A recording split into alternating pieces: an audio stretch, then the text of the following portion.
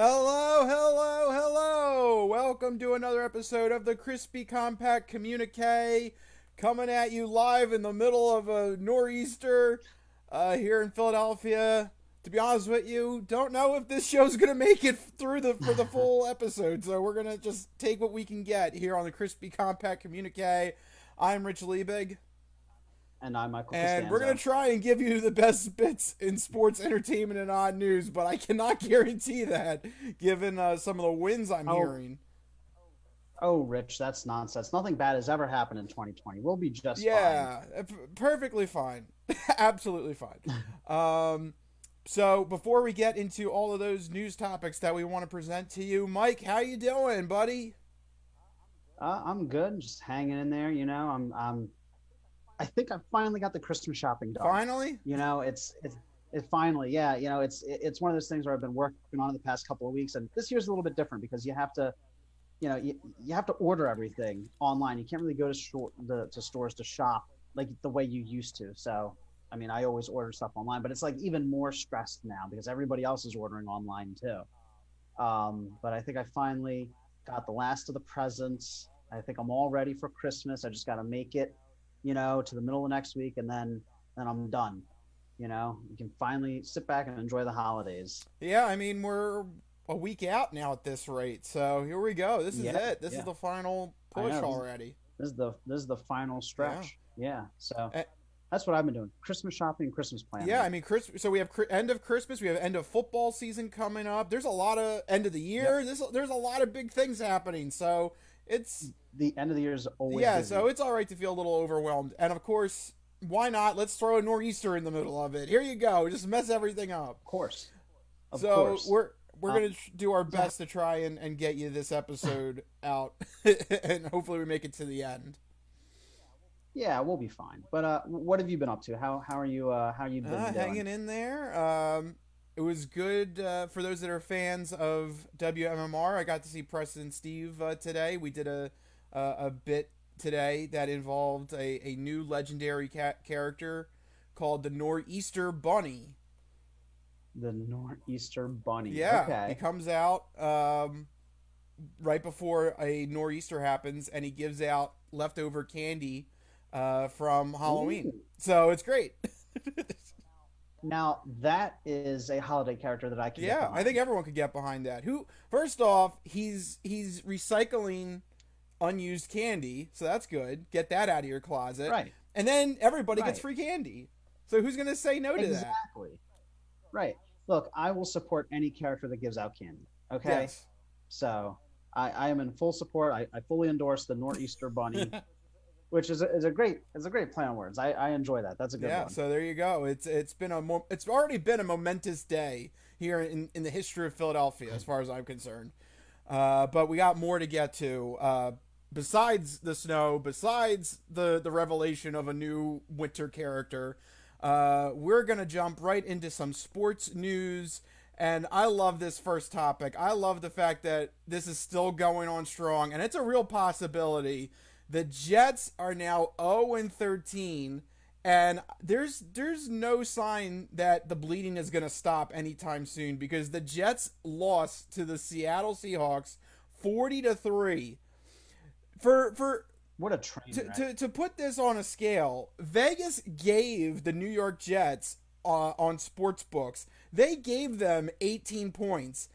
So you could have had 18 points plus a teaser. You could have theoretically have gotten the Jets plus 24 points or 25 points, and you still lost because the Jets are this bad.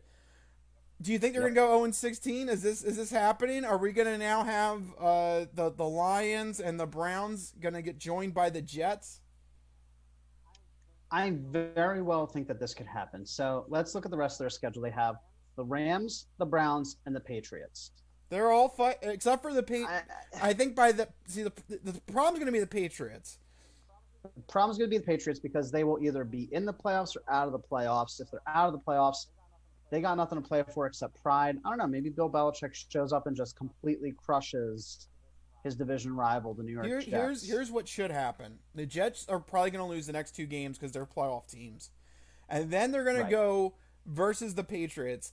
and they're going to go up like 20-3 at halftime. And then Bill Belichick, just to twist the knife, is going to lead a comeback with the team, and they'll win the final game 27-24, and the Jets go 0-16. That would be hilarious. I mean, that could very well happen. I don't see them winning any of these games. The Patriots, like you said, is the only one that gives me worry. But I'm looking at 0-16 right here. I think they have it pretty much locked up. And why would you want to ruin the potential to get the number one overall pick right now at the 11th hour? Actually, that seems like a very Jets thing to do, so maybe they will. Yeah, what would be the Jets thing? Yeah, is it worse now? It would come out and lose to the Rams next week. Or, sorry, to beat the Rams next week because there's yeah, that would be the Jets thing to do. But I think they have to find a way to lose these games. As weird as that sounds. Well, I think they're going to find it because obviously this offense is not working. Everything's not working with this team. They lost 40-3. I know it's Russell Wilson, but the Seattle Seahawks have an atrocious defense, and the Jets only put up 3 points. Look, it doesn't matter how good or bad the offense and defense is. When you get blown out by 37 points in today's NFL, that doesn't really happen. You don't really see margins of victory that large. The league has been designed, and the rules have been designed so that games are closer and closer. So this is not if you involve the New York Football Jets. Not at all. So it is an abnormality. It just goes to show how bad they truly are. I'm looking at their team stats just in general for the season. I mean, they have no receivers. They only have one receiver who has over 500 yards. I mean, same thing with running backs. I mean, it's just pitiful. Whatever happened to Le'Veon Bell? Is he alive? Did no, he die? he got cut and sent to Kansas City, and the New York Jets. The New York Jets are running with Frank Gore. Yeah, they are. I mean, if that doesn't sum it up right there, Frank Gore, 30 million year old Frank Gore. He's as old as your dinosaurs, Mike. He is. He is. So I don't know why they didn't keep Flacco in. I know. If I was Sam Darnold, I would get out of town. This is a sinking ship, and it's not going to get fixed anytime soon. If I was Sam Darnold, I would refuse to play. Like that. Why? Yeah, but what does that accomplish? Stay healthy. Don't get injured. Stay healthy, I guess. Don't get hurt in a meaningless. But wouldn't you want to put tape? Wouldn't you want to put some highlights on tape so he could get signed by a team? Isn't that the argument? No, you already have enough tape. He's played the majority of games for the Jets since he got drafted. He's already got tape. He's fine. He does not need to get hurt in a meaningless week 15, 16, or 17 game where the Jets are purposely trying to lose and go 0-16 and get Trevor Lawrence trying to draft a guy who's probably going to replace your job anyway. I mean, you're right. It's very clear that they're trying to lose, and they're going to draft a quarterback. They're going to pull an Arizona Cardinals, draft a quarterback after already drafting a quarterback. But look at how it worked for the Cardinals. So we can't really fight against that type of evidence. No, the Arizona Cardinals have really flipped the script in terms of how you rebuild an NFL franchise because take 3 first-round quarterbacks in like 6 years, and hopefully one pays off. And when it does, you stick with them. Yeah, exactly. I mean, you build these teams around the quarterback. That's how you do it in a modern NFL. You got to find that centerpiece. Yep. Well, that's a good transition into our next topic. Speaking of quarterbacks, we got to look within ourselves because the Eagles started with Jalen Hurts and they ended up with a victory. And now Jalen Hurts is the starting quarterback for the Philadelphia Eagles. So mad at the Eagles right now. Mike, reactions? I'm actually mad at the Eagles.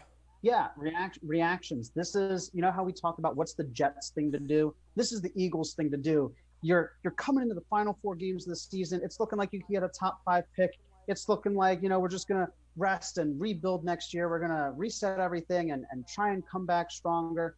And then they go ahead and they beat one of the best teams in the NFC. And it's like, where was that when you were playing nobody teams earlier in the year? Where was that when you tied the Bengals? Yeah. Where was this gusto? Where was this fight back?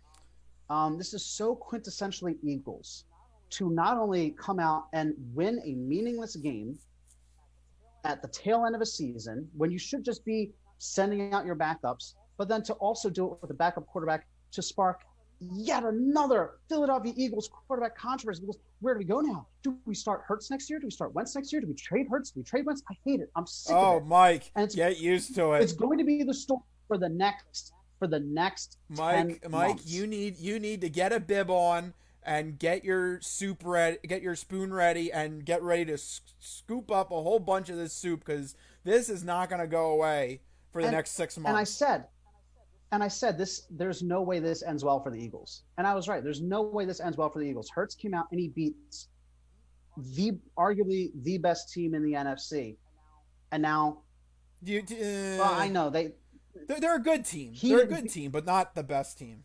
Well, in terms of records, I mean they're up there. They were vying for the top Yeah, spot. but let's all right. Let's. And to be fair to everybody here, Hurts didn't beat them. Hurts played well, but he didn't play outstandingly Yeah, this is. well. But it's not going to make things easier for the Eagles because now you hear the calls to trade to Indianapolis, to trade to New England, to get rid of Wentz, to just swallow the cap hit now and move on to Hurts. And this happens every time that we have a backup quarterback coming. It happened with Cobb. It happened with Mike Vick. It happened with Carson and Foles. It happened with Carson and Hurts. It's like we can't get away from this plot line. Yeah. So, We're in a really bad. so, Yeah. so yeah, let's try and get a little bit more grounded here. The Saints in this game obviously did not have Drew Brees. They were still starting their backup quarterback as well. Right. The Right. Saints, I think, are guilty of a little bit of looking ahead because they have a huge matchup with the Chiefs in Week 15 coming up, and I think they were Yep. guilty. I think they were focused. They were more focused game. on getting ahead and getting prepared for that game, and they got suckered into a trap game with the Eagles, and the Eagles on the flip side, offensive problems aside, they still think they could win the division. They're gonna fight until they're mathematically eliminated. And it was the perfect storm. You insert Jalen Hurts, and Jalen Hurts did what he needed to do. Now he didn't do fantastic. He did. He basically He did well enough. He did the well enough. keys were he didn't commit any turnovers for most of the game. Right. It wasn't until the very end that he committed a turnover, but no picks, no No sacks, sacks. which is that's kind of a big mark against Wentz. Yeah, it is. It's very much an indictment against Wentz because Wentz has been one of the most sacked quarterbacks in the league, and the cries have always been he holds the ball too long, he tries to play hero ball, he runs into sacks, and I mean, Yeah. dot dot dot. It's kind of looking like it may have been true. And Hertz for the most part didn't really attempt any deep ball passes, but it seemed like he didn't need to. He just played a more consistent and a more mistake-free form of football. As a matter of fact, I was watching this game, and somebody said it was just so refreshing just to see competent football. There Yeah. wasn't goofy things happening. There wasn't careless interceptions or sacks being taken. It was just solid, mistake free, not flashy, not Yeah. going off the Right. charts, but just consistent football. And sometimes that's all you need to win a football game, and that's what it was for the Right. Eagles. Exactly. When you take that slow and steady approach, and you have a defense that was playing the way the Eagles' defense was, um, you can squeak out in games like this. I mean, the defense, give them props where props is due. 5 sacks against the Saints. I think they had a fumble recovery. They have an interception as well. I'm seeing in the box score. So the defense really stepped up in this game, and all you need, like you said, is that mistake-free football. Yep. So and that's what I'm saying is Hurts didn't do anything flashy, but he played well enough to spark a controversy, which is the thing that annoys me the most. So you're worried that this is still going to be a thing? Well, Yeah, it's it's going going to to be be a a thing. thing. That's the worst part. You know It's going going to to be a thing. stick around That's the worst. until next season. It's not going away. Yeah, I mean, if the Eagles really want to be a quarterback factory, they would trade Wentz, wouldn't they? Well, I mean, it's a possibility. There was It's always a I possibility. think I texted this to you. There was an interesting quote from Peter King where he said personally he doesn't think Wentz will get traded, but he heard from an inside source, specifically a GM, that they are reviewing game footage of Carson Wentz, Yep. and to him that's a sign that if the Eagles are serious about moving off of Wentz, there would be a trade market for him, even though he has the big Yeah. contract and a lot of moving parts would have to be figured out to make that trade official. But we'll see. This is it'll be interesting Look, in the territory. NFL, anything is possible, and they're constantly. I mean, these GMs are constantly making calls and asking about trading players that you don't think are movable, just because they're doing their job, they're doing their due diligence. So I wouldn't be surprised if heading into the end of this, not the end of the season because that would be tampering, but during the off season, if we hear a whole bunch of quote unquote rumors that the Eagles are looking to shop Wentz, and it's not going to be rumors that the Eagles are actively shopping him, but rather that GMs are inquiring about him. Because 3 years ago, he was arguably one of the best at the position, top 5 at the quarterback position. So, GMs are going to ask about that. Now, the Eagles are, this is the part that I'm concerned about. The Eagles are in a tough spot, and people's jobs are on the line. Howie's job is on the line. Doug Peterson's job is on the line. Do they try to save themselves by which quarterback are they going to tie themselves to? Because Howie right now looks like he could be a genius if Hurts pans out. If Hurts doesn't pan out and Wentz doesn't pan out, all of a sudden, Howie made a lot of bad cap choices. He made a lot of bad trades for aging veterans. All of a sudden, Howie needs one of these guys to succeed or flip one for a first or second round pick, or he's gone. Yeah. So it becomes a very tricky political I situation. think in the grand scheme of things, this still works out for the case of of the Eagles needing to rebuild the roster and potentially having to do something to blame Howie Roseman for some of the decisions that have been made. I mean, literally, he only has one Pro Bowl choice with his draft picks in the last couple Yeah, seasons. It's been barren. it's been Right. atrocious. So, I mean, at some It's point, been that's atrocious. going to lay at the feet of Howie Roseman. There's not going to be much he can hide from that for much longer. Maybe if Hurts does pan out, maybe that gives him a little bit more wiggle room. But it's still, there's still going to have to be significant change that happens within the Eagles organization this offseason. Right. It's required if we want to come back in 2021 and be competitive, because clearly the rest of the division is, I hate to say it, but you know they're looking better than we are right now. It's going to be a competitive division going forward. So in order to be competitive in the division, we need to really be honest with ourselves, and we need to, first off, we need to get an offensive coordinator Yeah. to help balance Peterson's play calling An and his actual strategy, because offensive coordinator would help. Yeah. right, an actual offensive coordinator would help.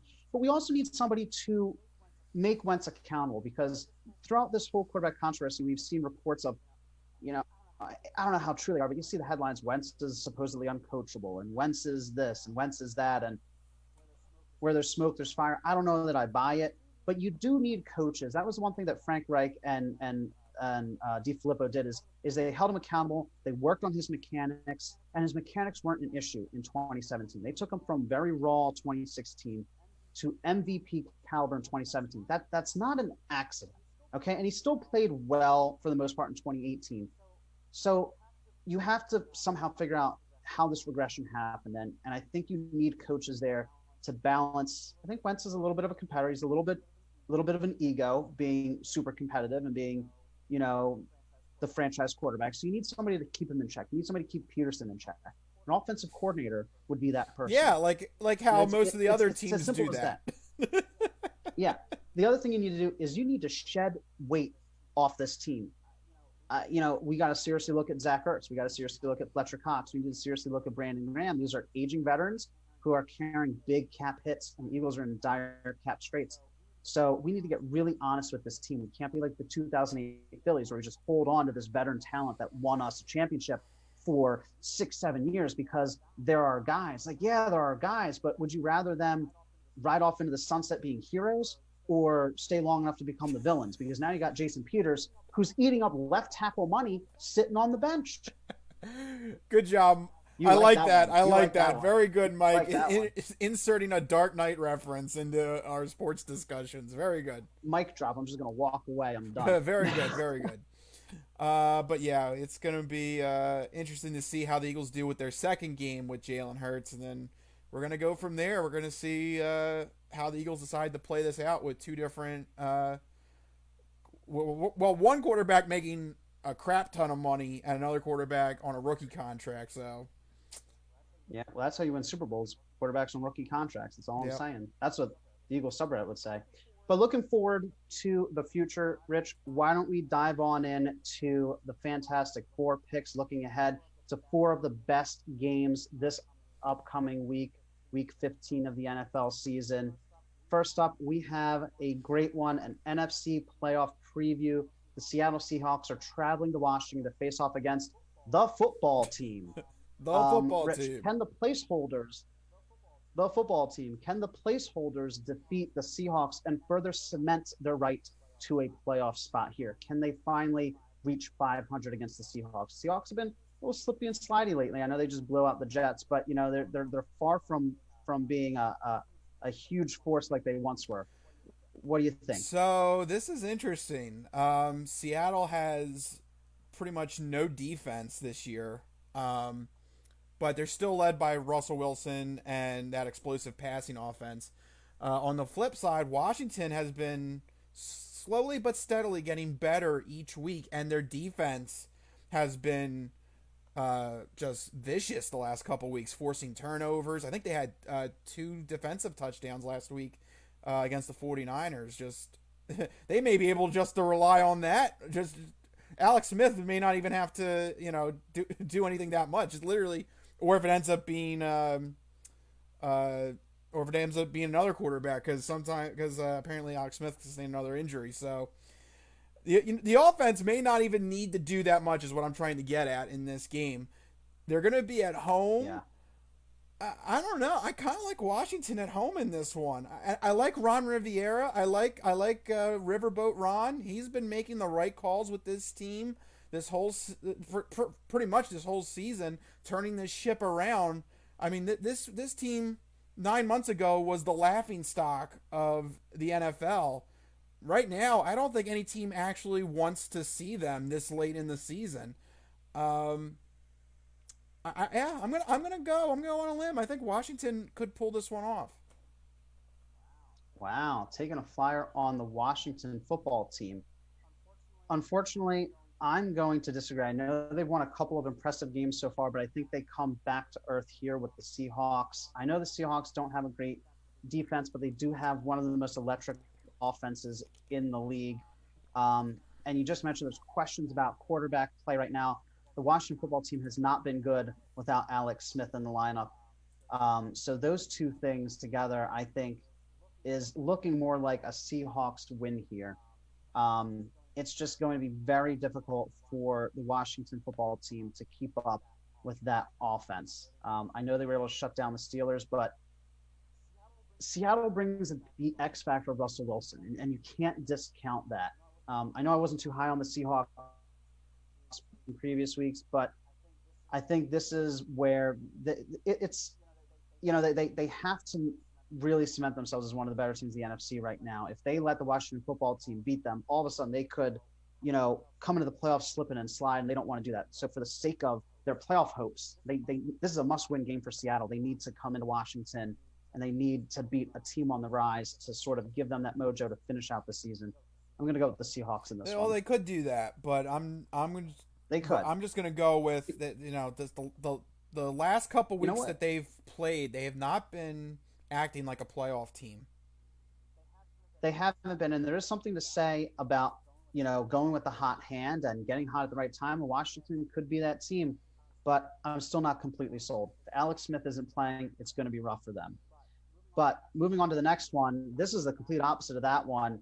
That one's just an NFC playoff preview against two teams who are sort of trying to find their way through things. This could be a potential Super Bowl preview as the Kansas City Chiefs travel to New Orleans to face off against the Saints. I'm surprised this didn't get flexed to prime time, but it's a Sunday 4:25 game. Rich, Chiefs or Saints, and why is it It's Chiefs? Chiefs. I'm not buying the Saints. You could give me all the stats you want. They are they're a good team. They're going to win that division, but I don't see them making a deep run. I mean, their defense has been pretty good, but I don't know. I don't like the mojo of this team. You know, Michael Thomas really hasn't been a big factor as compared to as he's been in previous years. Um, Alvin Kamara hasn't really been. I mean, he's had some good runs every now and then, but he really hasn't taken over games either. I guess some people would like to say, "Oh, well, that's because Drew Brees isn't in the lineup," but Drew Brees really doesn't chuck the ball downfield that much anymore. He probably, He's yeah, I mean, old. when he comes back, he's probably only going to have this season, and that's going to be it. I don't know. I'm not feeling confident with the Saints. I would rather go with the Chiefs. They got the mojo. You got Patrick Mahomes. You got Andy Reid. You got a decent defense. I think this is Chiefs. I don't see the battle in this one. Yeah, the Saints lost to the Yeah, and that Eagles. too. Um, Look, the Eagles have been the laughing stock of the league. The Saints just lost to them. So by relationship, associate by product of association, there, the Saints are therefore worse than the Eagles. That's how it works in NFL logic. No, seriously though, the Chiefs have been nigh unstoppable the past few seasons. Betting against the Chiefs is a fool's errand. I'm going with Chiefs. Since Andy Reid's been in Kansas City, you know that I've been a big Chiefs fan, big Andy Reid fan, and you watch them and they're doing things that other teams can't even dream of doing. I can't even see some teams, coming up with the things that the Chiefs are doing. I mean, number one overall in offense. I mean, I know the Saints have a pretty good defense, but again, the Eagles found a way to beat them, so they're beatable. They're very easily beatable, and we did that without an electrifying offense. So it's a no-brainer. It's Yep. Chiefs. Next up, we have a fight for the New York Giants to stay alive. The Cleveland Browns are coming into New York to face off against the Giants. It is a Sunday primetime game. The Giants, if they win this and the Washington football team loses their game, could see themselves jump back up into the playoff talk. Rich, can the Giants get it done? I don't think so. I think the Browns recover from their shootout that happened Monday night against the Ravens. Um, yeah, I think the Browns are overall just the better team in this one. More consistent defense, more consistent offense. Baker Mayfield is one of those players that he's starting to not make careless mistakes and at the right time this season. And then you've got the tag team, the unstoppable tag team, it seems, of Kareem Hunt and Nick Chubb. Is Nick Chubb could end up being this year's version of Derrick Henry. It's just nobody can stop him. Um, until I see somebody stop Nick Chubb consistently during the course of a game, I think you have to go with the Browns in a average kind of matchup against the New York Giants. Yeah. I mean, people know that I have been sort of higher on the Giants recently. I picked them to win against the Cardinals foolishly. I'm not going to make the same mistake twice. I thought maybe they had a chance. Maybe they were getting hot at the right time. Like you thought Washington was getting hot at the right time. It didn't pan out. But how about this? How about the fact that I think the Browns, you can talk about division games. That's a separate conversation. But they're 7-1 in non-division games. 3 of their 4 losses have come to the AFC North, which means outside the AFC North, they're pretty much perfect. And they're in a tough And that's division. my they're in a very tough division, so that makes sense. So I think the Browns, I mean, I can't believe I'm saying this, but the Browns might be the real deal. They are a playoff worthy team, and stomping out the New York Giants here would just further cement that. They could have a double digit win season in the first time since, God, I think I was in college the last Yeah, time it's that got to happened. be what, oh You 08 know, since the last time that happened. oh, oh 08, oh 07, something like that. So I think the Browns here on the precipice of realizing all that pain and turmoil, finally realizing the other end of that, they have to do it. And what a better way to do it than against the Giants, a soft, kind of a softball opponent. So it's yeah, I think it's it's either Browns. that or we got to sing the Cleveland song all over again. Right, exactly. If they collapse now, man, what a Yeah. heartbreaker. Speaking of heartbreakers, though, we get to watch a battle of the birds. The Philadelphia Eagles are traveling to Arizona to face off against Kyler Murray and the Cardinals. Rich, can Jalen Hurts keep pace with Kyler Murray? Mm, I don't think so. I do think this game will be a close one possession game. Um, but in the end, don't see an answer to the Kyler Murray to DeAndre Hopkins connection. Even if you That's what even worries if you me. have Darius Slay at full 100% capacity, I still don't think this is enough to stop a guy like DeAndre Hopkins. He's literally a top 5 elite wide receiver. And I forget who's one of the assistant coaches said this in an interview, and it always stuck with me, is if you have a top 5 elite receiver, that quality that quality kind of wide receiver, you're better off chucking to him in double coverage than you are trying to force the ball to somebody in single coverage. That's the kind of player DeAndre Hopkins is. I think he's going to run wild in this game. Yeah, I mean, it's long been the bane of our existence. Elite wide receivers just torching our defense. Rodney McLeod out for the Oh yeah, season. that's right. Yeah. On the offensive line, Driscoll, who's filling in for Lane Johnson, out for the rest of the season. We have a backup quarterback. We all know the Eagles' woes. I don't need to give a dissertation on all of them now. The Cardinals have a way of just, sometimes their wide receivers are so damaging against us historically. I mean, think about all those years, Larry Fitzgerald just eviscerating us, Anquan Bolding eviscerating us. So just historically, I'm getting flashbacks to these wide receivers running circles around us. But that's been the story all year long. I mean, DK Metcalf and oh my God, I can't even remember all them. McLaurin with the Washington football Scary team. Terry. I mean, it's Scary Terry, yeah. So, and these guys are not on the same level as DeAndre Hopkins. So, I mean, maybe we go out there, maybe we shut them down, maybe we beat them again. A shocker, just like we did with the Saints. All of a sudden, it sparks a comeback. Eagles make the playoffs. We go out in the first round. Yada yada yada. Same story every year. I don't think it's going to happen though. I think the Arizona Cardinals win this one. Okay, well there you go. Hopefully it does for Mike's sake, because I think he'd have a heart attack. I'm going to go insane. Yeah, Mike's going to either go insane or have a heart attack if this happens again. But there you go. That's our fantastic 4 picks for week number 15 of the NFL season. It's sad, man. It's already coming to. I feel like it's already coming to an end already. This season completely sucked. That's another conversation for another time. But I can't wait for this stupid season to be over. It's been so dumb. Rich. Every week, every team is infected. Every player has an injury. The Eagles are terrible. It's just like it's been one train wreck after another. I can't, normally I'd be like, I'm sad the season's coming to an end. Get the hell out of here. I'm done with this season. What's the matter, Mike? You didn't like those Tuesday and Wednesday night football games?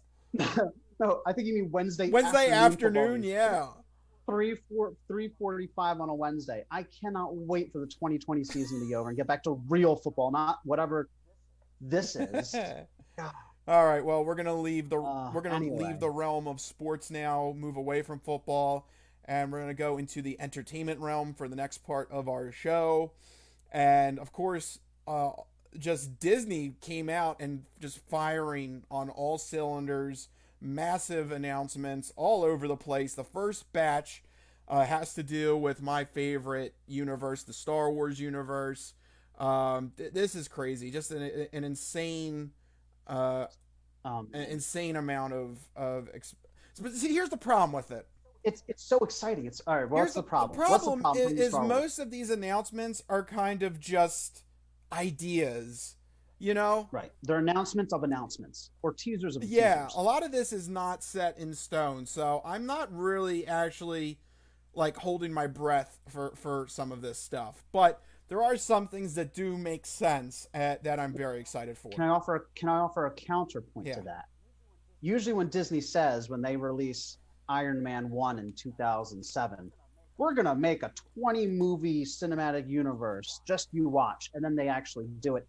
Usually Disney follows through on promises like that because they know, I feel like most of these announcements, we can rest assured that we will see them come to fruition. Is what I'm Yeah, but saying. Star Wars has a checkered history with some things. I mean, look, Ryan Johnson was supposed to get a trilogy. Remember that? That is And true. As were the what are they the Game of yeah, Thrones they guys. were supposed to get a trilogy Yeah. too. So All right. Fair enough. Fair yeah, enough. But anyway, so how about let's go over. yeah? I want to go over the Yeah. things that I'm either excited about or that I think is going to happen. All right, so Right. the All right. first one is obvious. Season 3 of Mandalorian. That's a given. Perfect. That's a done deal. It's the Mandalorian. Mike, I don't know. I don't think you believe me on this, but the Mandalorian is single-handedly saving Star Wars. The show is brilliant. And you've said that in the past, and I keep seeing great things about it. And I know I got to get back on the bandwagon. Something was minorly spoiled for me recently, but I don't think that's too big of a You're gonna what. talk. You're referencing Ahsoka. That's not. Yeah, I mean that's a minor Yeah, spoiler. very minor. That's a minor spoiler. Very, Oh, very minor. that's a that's a big reveal. That's a big reveal, but it's an exciting reveal. You don't think so? Just that alone is not as big a deal as you're making it. But the Okay. fact that she has a role to play in all this, that will be a spoiler when you find out why. Because she has that in The Mandalorian, and now she's going to get her own spin off show, which it was kind of obvious by signing Rosario Dawson. She's a pretty big name actress. You wouldn't use her just as Right. a cameo or some sort of B plot in the TV show. This is definitely something that she's going to take reins with. So I'm very excited for that. Another one that is going to be interesting to watch is the Obi-Wan spin-off series. Not Yep. just Ewan McGregor coming back, but now the return of Hayden Christensen as Darth Vader is going to be interesting. That'll be very interesting. Hopefully, he got a little bit better at acting since episode three. Well, I mean, he doesn't really, he really I'm doesn't need to act really when you think about it, because he's going to be covered in the Darth Vader mask. He just needs to look intimidating. This is the role he was born to Yeah, play. Saying everything monotone and walking robotically. No, I'm giving him a hard time. I'm really excited. This is the thing that I'm excited the most for with all these announcements. I know we have a few more to talk about, but this expansion of the universe, right? I've talked about this before on the podcast about how yes, the Skywalker saga is awesome, but I want to see the other stories. There's so much to the universe to explore. I'm so tired of the Skywalkers. I know that's probably blasphemous to you, but what else is out there? I've always thought Star Wars was such a fascinating universe. There's so much to learn about, and they're so hyper focused on this one no, figure. no, it's You it's know? not blasphemous to say that. And a matter of fact, that should even give you more reason to go watch The Mandalorian all this weekend, Yeah, because none of it has to deal with the Skywalker legacy. good, good. That's what I'm excited to see. And I know I'm really bad with my watching the Mandalorian. I got to get back on Yeah. that. Well, I after this do. weekend, you have no excuse, because this is Friday's the season finale. Ooh, So you okay, can so I binge can watch binge watch. everything from the start of season 2 to the end. No Okay, excuses, Mike. no excuses. All right, I do have to go Yeah. on that. But speaking of other shows in the wider universe, they also talked about a Rogue One prequel, Andor, Hmm. right? They talked about a possible Lando Calrissian solo Yeah. show. So I'm really excited to see all these side characters spotlighted. Instead of again branching out from the traditional Skywalker saga, I think it's interesting stories can be told about these figures. Yeah. So those are the ones I'm looking forward to the most. There's a couple of other shows that they've announced too. Uh, Some animated stuff. yeah. Like Yeah, a droid the, story and yeah. I mean, it'll be fun for some people. It'll be like a little niche show, but I mean, the big ones you need to know about are the ones that we covered. The other one, and I know this is like an announcement of an announcement or like a teaser of a teaser of a teaser, but they mentioned the Acolyte, which is, I believe, a show set in the new High Republic era that Disney's working on in the expanded universe. And that is so fascinating to me because it's set, I think it's hundreds of years before the Skywalker saga. and that, I've always talked about this. That's the era that I want to know about. I want to know about the Jedi and the Sith at their very height, or like when things all started to go south for everyone.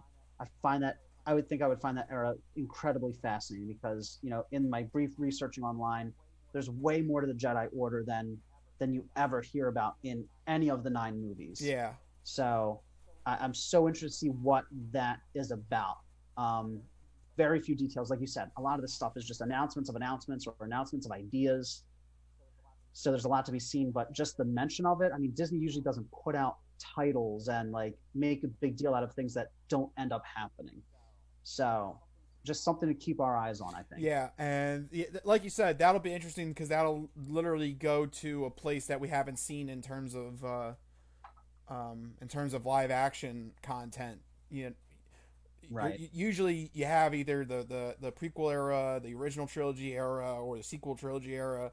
But yeah, that's something that we haven't seen as the time before the prequel trilogy, way before that. So it would be interesting if they go Right. down that path. But yeah, I'm not holding my breath for some of these projects because this is Really? some of them. Some of them I'm not Okay. because I don't know if it's gonna Okay. make it because it is like just You're very skeptical. it just seems like too much to come out with, you know. They did announce a lot. I know part of Literally, researching these if stories. you listed it out, this is 10 different shows. They're not all going to come to Yeah. fruition.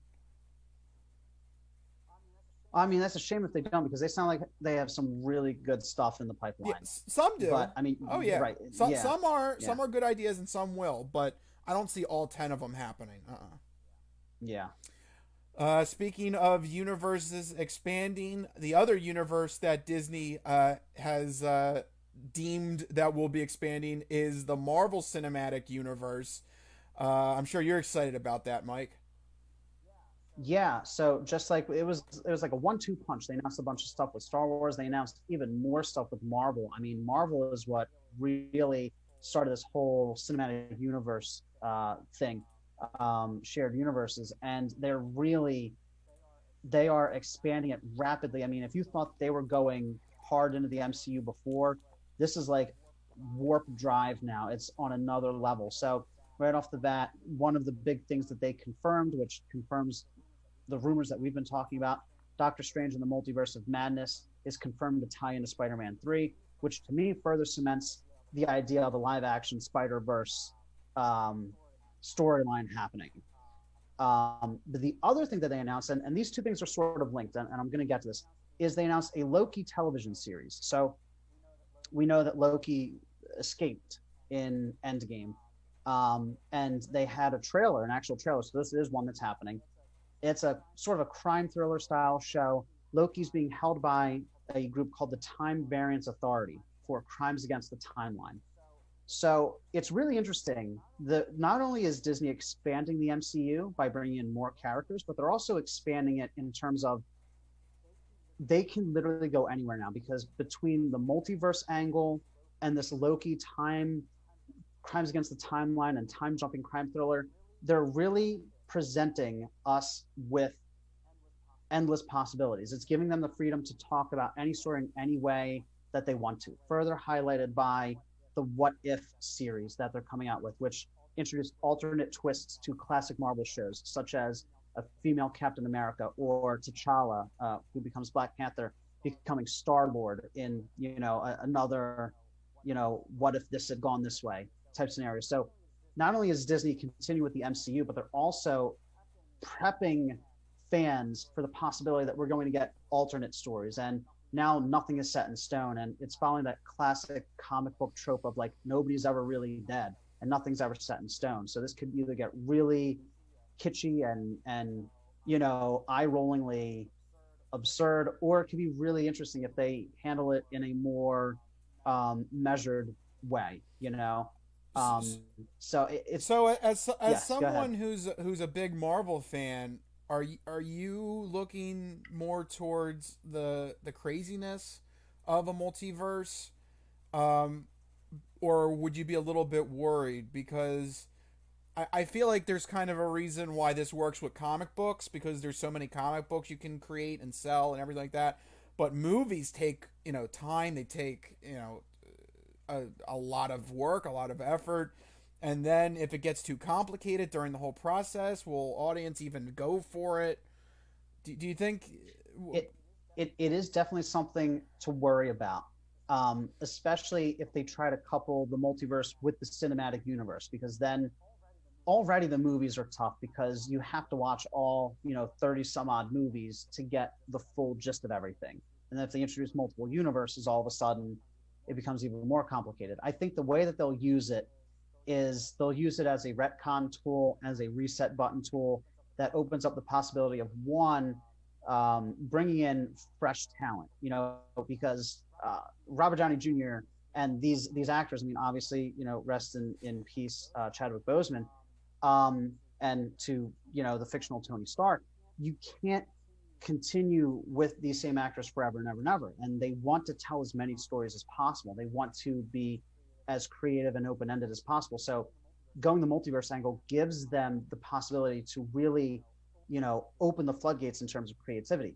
What does happen, to your point, is that it can get overly complicated, and you see that happen sometimes. So they do have to use it responsibly. They can't just throw all these timelines together. All of a sudden you have 4 Spider-Men and female and male versions of Thor, and all of a sudden Tony Stark is back from the dead, and now Black Panthers. I think one of the things they're going to do is they're going to make I can't remember the character's name, but Black Panther's sister, they're going to use the multiverse to make her Black Panther. Yeah, so they're going to do things like that. I think that's already been kind of teased, I heard.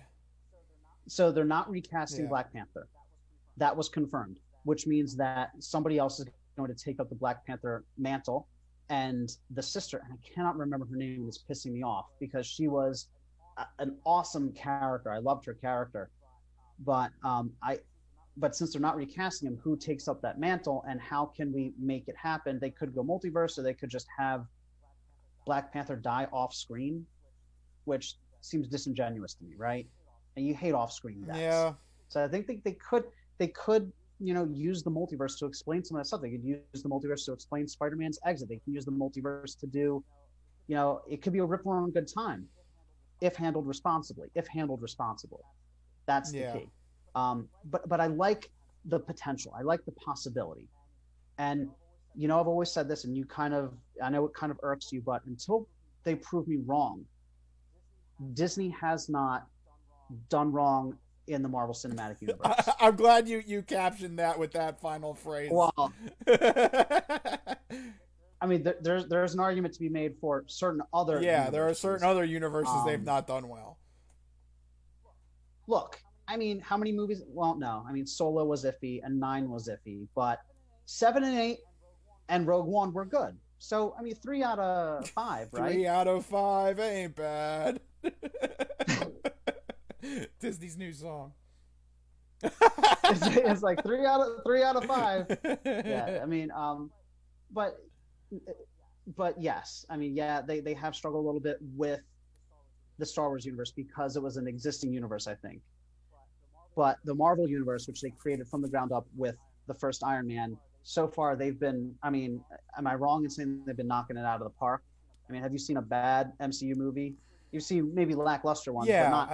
I think it ranges from, if it was a 5-star system, I think it ranges from 3, 4, and 5. I don't think they've ever produced a 1-star movie. No, they've never produced a clunker. Rise of the Skywalker, if you will. Sorry, Rich, but it's true. I'm glad that's the one you pick. Rise of the Skywalker was the worst one. Because there are some Star Wars fans that would choose other movies. No, it's not even close. Fight me. Okay, someone fight Mike. Go. No, don't fight me. No, the one thing we can all agree on is that if you're a Star Wars fan or an MCU fan, you have a lot to look forward to with Disney's upcoming slate. Tons of announcements. We can't even begin to cover them all. I mean, like literally the list is infinitely long. Go check out, there's tons of articles online, but 2021, 2022, looking to be very good years for MCU and Star Wars shows and movies. But there is something else that we're all looking forward to, Rich. And this announcement, I mean, more than the Marvel and the Disney stuff, really this came out of nowhere.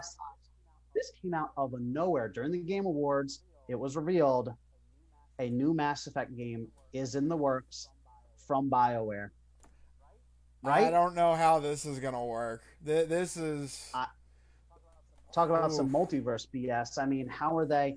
So let's just start from the beginning. One, this game is years away. I mean, we're talking at minimum 4 years away. Minimum. Probably. I mean, this is just the very barest of, hey, we're working on this type announcement. So 4 or 5 years at the least. Which is a lot But what considering we thought Mass Effect was dead. Right. We thought this was dead, buried in the ground. They stopped supporting Andromeda. They're like, left all those plot lines hanging. They stopped supporting it with patches. But I was reading some articles that were digging through the reveal trailer, and some very interesting things came up. One, I'm sure you noticed, Rich, as a lot of Mass Effect fans did, that the character in the trailer is an older Yep. Liara. It's confirmed basically that it's an older Liara. It's clearly her face markings. She's got wrinkles now. So we know that the Asari lifeline is up to 1,000 years. So this could be hundreds of years in the future, which is what I've always said, should happen, but I'm not going to go there. Um, and it's also confirmed it's back in the Milky Way. But the audio that's playing throughout the trailer references ARCs launching, ARC 6 launching, which is in reference to the Andromeda mission. In the trailer, there's also a shot of both galaxies at the very beginning of the trailer. And when asked for comment on Twitter, the producer said intentional. So, are we seeing now a sequel to not one, but both games, tying them together perhaps? Are we getting the crossover that Mass Effect fans are hoping for, that we're getting the resolution of the Reaper War and also finding out what happened in Andromeda? Well, I would hope so because it would be pretty embarrassing if they just left Andromeda on its own. Like literally Right. all those colonists that took part in the Andromeda project literally you're on your own. Bye-bye. We don't want to hear anything from you. This mission never existed. No Right. communication. Bye-bye. See you later. And we're just going to focus on our own stuff here in the Milky Way. That would be kind of a little weird way to start off a new Mass Effect game.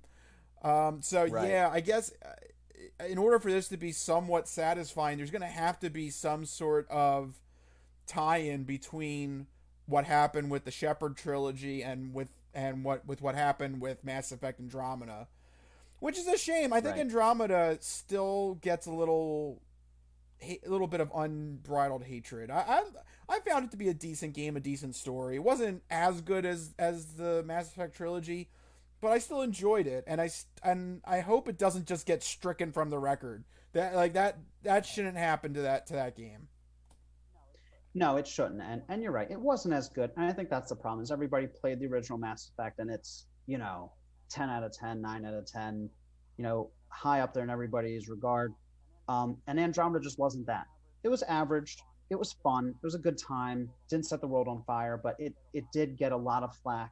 That looking back on it was, deserved, but I think it went a little too far. And they really could have made a fun series there if they had been given the chance. But I think this is what's going to correct all that. I think that they're going to take what really worked in Andromeda and they're going to bring it forward to this new sequel. And I think if this new sequel does well, we could very well see a smaller series that eventually ties Andromeda and the Milky Way and the Shepard trilogy together. So I'm really looking forward to this. I'm really excited about all the possibilities. I love the fact that it's set back in the Milky Way, hundreds of years later, and we finally get to see what happened afterwards. That was the biggest criticism of the original trilogies. We don't know what happened afterwards. Why is it that all Mass Effect games are like that? Andromeda, Milky Way, we're like, why don't we ever get to see what happens afterwards? Now maybe we'll get a little bit of insight into what happened after in both Maybe. universes. Another key point here: former BioWare talent that had left the developer, the development studio, they are returning specifically to work on this game. So people had previously worked on Mass Effect 2 and 3 who had left BioWare came back to the developer just to work on this game.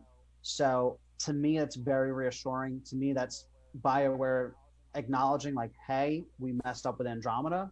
We need the old team back. We need to get the gang back together.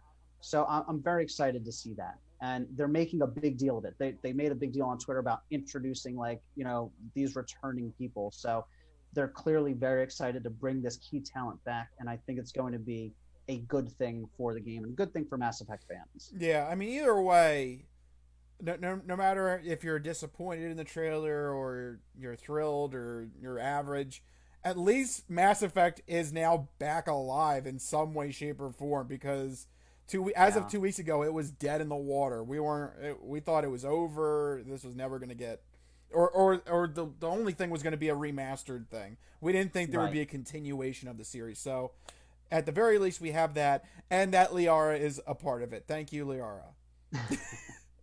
You were a big Liara yes, shipper, I was. weren't you? Yeah. Tally forever. No, Anyway. you're stealing Garrus's girl. Stop it. She wasn't Garrus's girl if I got there first. Damn. Wow. All right, Mike laying down the law there. I'm just saying. Damn. All right, Mike being ruthless with his Mass Effect characters. You gotta be. Well, speaking of getting ruthless, I think that's a good transition into our odd news, because you never know how powerful or crazy or wacky or vengeful people are. I have a story here that sounds dangerous, but it turns out to be a silly reason. Okay. We're going to talk about the case of 20-year-old Caleb Kless of Florida. By the way, he's from Florida, so I need you to do your sound effect. Who's this effing guy in Florida? It's Florida, and they're crazy. Yep. So Caleb Kless. What a name. I like that alliteration. Yeah, Caleb. Got the CLs in both names. Yep, Caleb Kless. Okay. So initially, the news story reads something pretty serious. He was arrested after he was found to have a loaded AR-15 rifle in his car. So not very good status there to start off with. Nope. So cops were curious about why he had this. Apparently, this all started with a traffic altercation in his 2016 Volkswagen near his apartment. A witness told cops that he saw the barrel of an AR-15 rifle sticking out his vehicle's driver's side window. That's when cops were called to the scene. When cops asked him why he was carrying an AR-15, he noted this for the record, and it's in the police report. Quote, "I'm carrying the weapon because, look, crazy stuff happens in Florida." He's actually using our odd news as a defense for carrying an AR-15. I'm speechless. I love this story so much.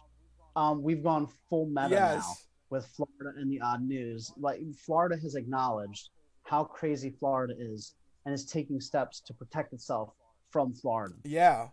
So this is wild. Why don't they just not be weird? No, that's not a simple solution, Mike.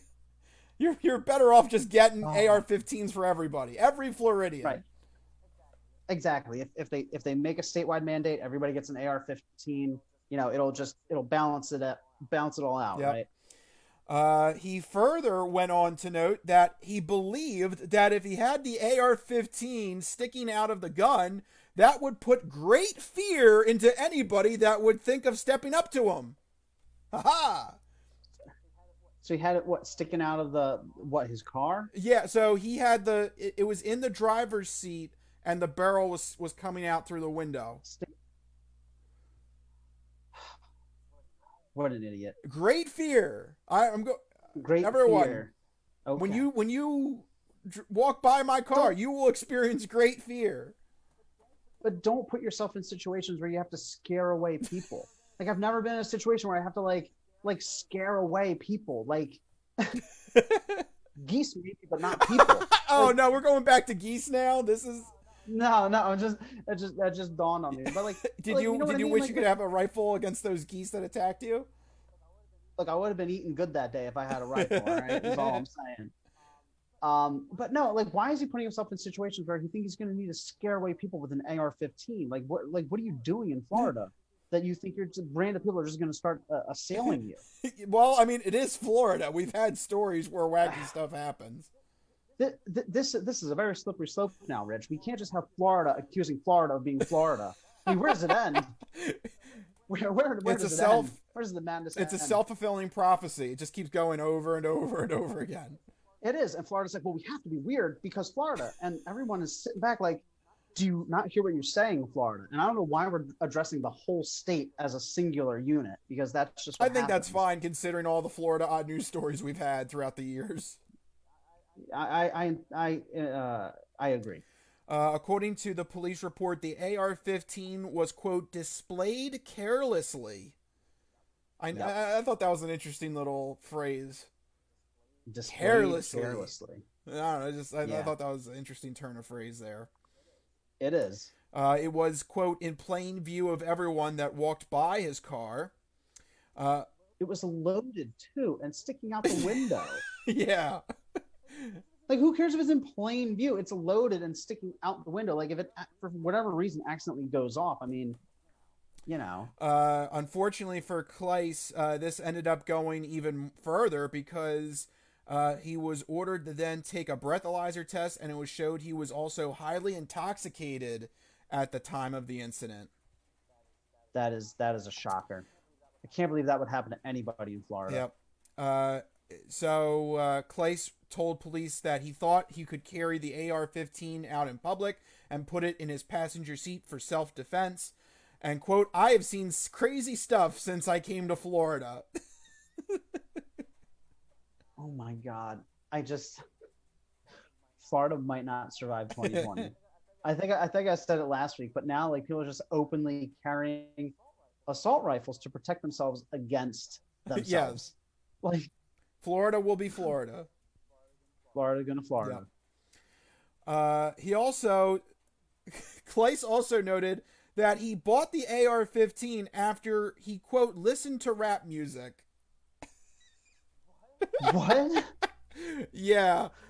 Listen to that dang rap I music. think you're It gonna. I scared think me you're so gonna much. realize why somebody would say something like that. This is the mug shot of the dude. So there you go. He listened to Oh one my rap God. song and he figured he needed an AR-15 in his car.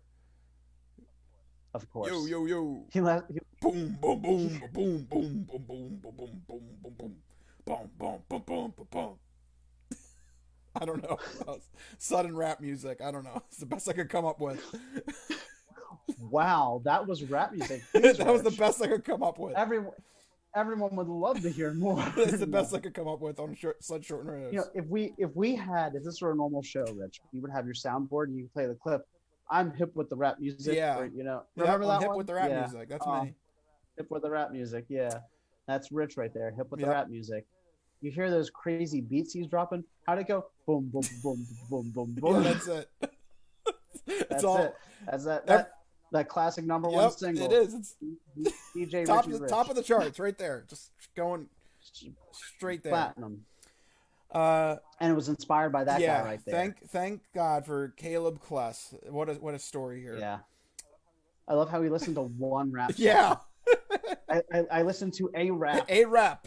I had to buy a rap, and I had to buy a An rifle. AR-15 rifle. Yep. He was charged with God. drunk driving, improper exhibition of a dangerous weapon, and using a firearm while under the influence. He was released after posting a $900 bond. That's it. That's all he. That's all he sure, got. whatever. $900 bond. No. I guess he didn't really. No, wait, he was driving under the influence. Yeah. I was gonna say he didn't do anything that serious. I mean, it's all serious, but like in the grand scheme of odd news. Yeah. But no, he was driving while intoxicated. That's not. Yeah. Good. Still not It should good. Should have more. been a little bit more, I think. It should have been more. Should have been Yeah. more. So there you go. Florida will be Florida. Florida gonna Florida. Yep, be man. careful. And you might be right. They might not make it. It might not make it. I mean, we're coming down to the end here. Hold on, Florida. Yeah. Hold on. We got to keep America's wang Yeah. intact. Okay, so before we wrap up the show, it's time to go over apocalypse activities. Mike, what do you recommend people do or watch or follow this weekend? Oh, that's a good question. I don't know. You know what I recently watched? I recently watched it's oh my god, I can't remember the name of the show. It's a Wonderful Mm-hmm. Life. Classic Christmas music movie. So with it being Christmas next week, everybody get in the Christmas mood. Watch some of your favorite Christmas movies. I know I recommended a few the past couple of weeks. I recommended Klaus on Netflix. I love The Muppets Christmas Carol is another classic, at least for me. There's so many versions of the Christmas Carol. Yeah. They're always a lot of fun. You got to find one that speaks to you, and there's like 100 different versions. So my recommendation is go watch some Christmas movies. I think it's time to throw on the Christmas movies, especially with the snow outside. Put on a Christmas movie, snuggle up with a blanket with some coffee or hot chocolate, and enjoy Yeah, yourselves. but the Get problem get in the the holiday problem spirit. with that is the term Christmas movie can now be brought into a lot Oh of big God, movies, and I'm happy to Jesus to Christ! extend the Don't do this, goalpost Rich. because there are a Don't do lot of this, movies Rich. that I would consider a Christmas movie that you Oh could my totally God. watch. Should I even go into a list of those? Go ahead, Rich. Does anybody want to know why I'm reacting this way? So let me give you a little bit of background. Are you going to talk about Die Hard? Oh no! So let me give you a little bit of background, behind the scenes background. So Rich and I, we have our group of friends that we sometimes do Zoom calls with. And without fail, every time, and those of you who are on those Zoom calls and watching this know that Rich brings up Die Hard being a Christmas movie every single time. Not it's not my fault. It comes up in conversation. So go ahead, tell us why. No, I know. It's just funny. This is just your personal vendetta. And I agree with you. I don't know why people disagree with you. But oh my God, he has the book. Why does he always have the book? I don't understand. I don't understand what's Look, Die happening. Hard is a Christmas movie. I have a book to prove it, and it says right there, if I can get it in the right thing, Die Hard It, Christmas. it does Die It's Hard right Christmas. there. It was published. So there you go. Die Hard, the story, the wonderful mystical story of Die Hard, is a Christmas book and Christmas story. Is that the only book you own? Do you just carry it around with you? Maybe. I don't read. Oh my God. So again, background information. Every time that Rich brings up Die Hard in those Zoom calls, he has that book with him. Like you're just ready to like make this argument wherever Yeah, you go. It's it's great. brilliant. I love So it. there you go. But since you brought it up, it is definitely a Christmas Thank movie. you. Thank you. I agree Thank 110%. you. Oh yeah, my apocalypse activities. Yeah, what's your apocalypse I'm active? just gonna say, watch Mandalorian. This is it. Season 2 finale is this Friday. So, this is if you haven't watched any of season 2 or you fell behind or something, this is the time to catch up, and you can binge watch the entire first and second season and knock it all out on Disney Plus. It's I don't think it's an exaggeration. The Mandalorian is single handedly saving Star Wars right now, and with good reason. So Wow. it's worth your Okay. time. Go check it out. But you know what? I can't believe it. I think we made it through the whole show without losing We connection. did. So We did. thank you, Nor'easter Bunny. Thank you, Nor'easter Gods, that we were able to still come together and give you a podcast throughout this crazy stormy night. And most importantly, thank you guys for tuning in and watching and following us here on the Crispy Compact Communique. If you like what you heard, make sure you go to our website, thecrispynoodle.com. Make sure you're following us on all the social media platforms, Facebook, Twitter, Instagram, the whole shebang, and all that fun stuff. That's right. You can also subscribe to our channel on YouTube where you can get video versions of the podcast, as well as a whole bunch of other great content. But you can also subscribe to the audio version of the podcast on iTunes, Spotify, Stitcher, and Google Podcasts. So make sure you search for, download, and subscribe to the Crispy Noodle Podcast. on YouTube or the podcast service of your choice. That's right. We also have a SoundCloud page where you have the mini noodles, the best bits of the show shrunk down to a quick promo clip that you can easily listen to with friends and family and share with them the craziness of the Crispy Noodle podcast. That's right. So many ways to get in touch with and share the Crispy Noodle podcast. But if you want to get in touch with us individually on Twitter to share your sports, entertainment, or odd news stories, you can find us there. I'm at Mikey Costanzo, MikeyCostanzo. And I am at Rich Liebig, RichLiebig. Find us on the Twitters and let us know what's happening.